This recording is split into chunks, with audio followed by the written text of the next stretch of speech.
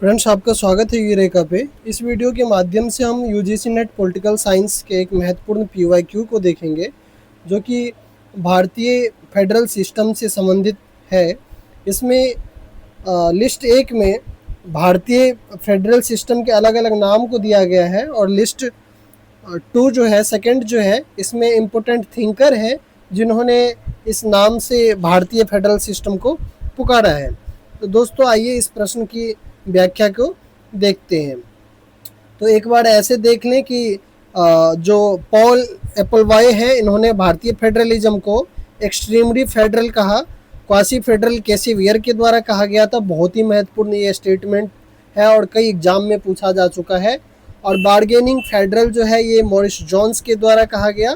और cooperative federal जो है, ग्रेनविले ऑस्टिन ने कहा था भारतीय फेडरलिज्म को।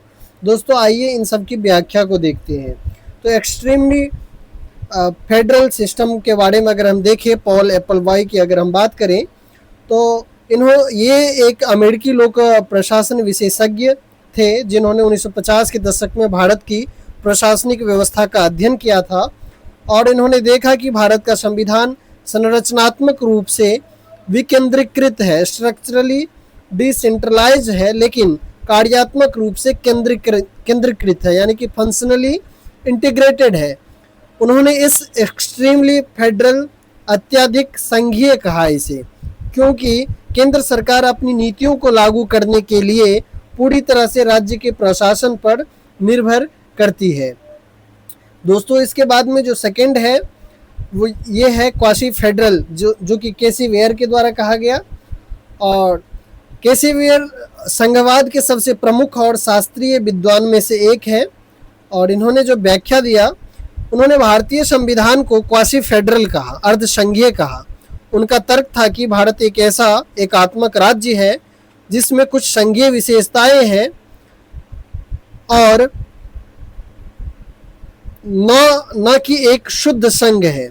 यानी कि भारत एक ऐसा एकात्मक राज्य है जिसमें कुछ संघीय व्यवस्थाएं हैं और ये शुद्ध रूप से, पूर्ण रूप से संघ भी नहीं है, जैसे कि अमेरिका में है। संसद द्वारा राज्यों की सीमाएं बदलने की शक्ति, राज्यपाल की नियुक्ति और आपातकालीन प्रावधान जैसी मजबूत केंद्रीय विशेषताओं के कारण यह पूरी तरह से संघीय नहीं है। इसलिए कैसिवियर ने इसे क्वासी फेडरल कहा, यानी कि अर्ध संघीय व्यवस्था कहा।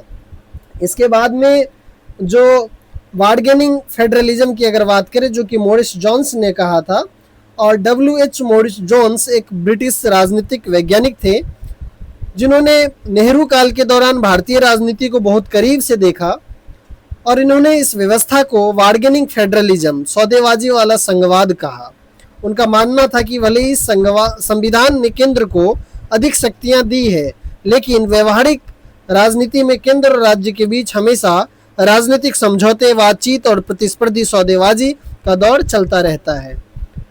इसके बाद में दोस्तों है कोऑपरेटिव फेडरलिज्म की बात, जो की गई ये ग्रेनविल ऑस्टिन के द्वारा किया गया।